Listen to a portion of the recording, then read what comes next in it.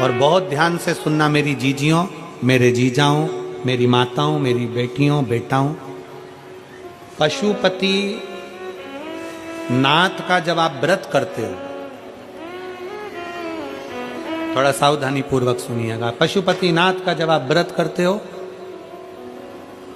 किसी कामना के लिए 5 सोमवार का व्रत होता है, पूजा की थाली सुबह लेकर जाते हो, अभिषेक का सामान लेकर जाते हो, शंकर जी के मंदिर में अभिषेक पूजन करते हो।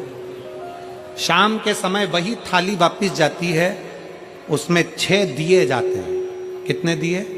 6। प्रसाद जाता है, हिस्से होकर नहीं, एक साथ जाता है।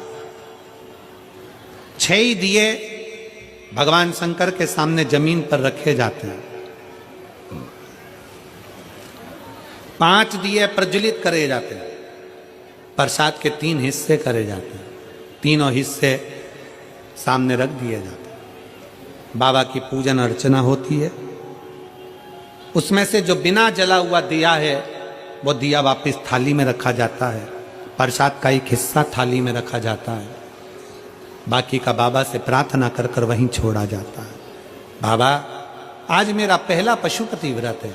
कड़ैया में, भगोनी में तुमने जो प्रसाद बनाया है, जितना प्रसाद बनाया वो पूरा की पूरा मंदिर में जाना चाहिए। ऐसा नहीं कि उसमें से आधा घर पे छोड़ दिया, बच्चों के काम आ जाएगा, आधे में से आप लेकर जा रहे हो। अगर आधा छोड़ देते हो तो प्रसाद का तो 2 हिस्सा तुम ही हो गया, तो वो स्वीकार नहीं होता। जितना, इसलिए उतना ही बनाओ जितना मंदिर में लेकर जाना है। कटोरी 2 कटोरी जितना आपको ले जाना उतना बनाओ। ज्यादा बन भी गया है तो पूरा लेकर जाओ, घर छोड़ना नहीं प्रसाद को।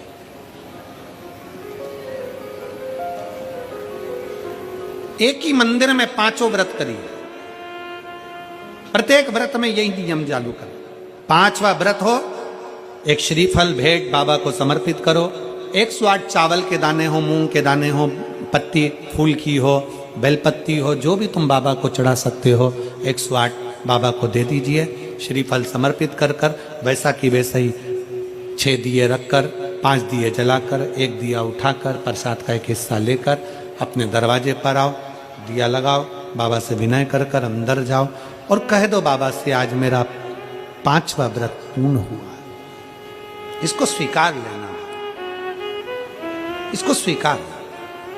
बहुत कामना लेकर आई हूं बाबा, बहुत दुखी हूं। मेरे महाकाल राजा, अपना दिल का भाव किससे कहूं? ए मेरे ओघड़नाथ, अपने मन की बात में किससे कहूं? मेरे भोलेनाथ,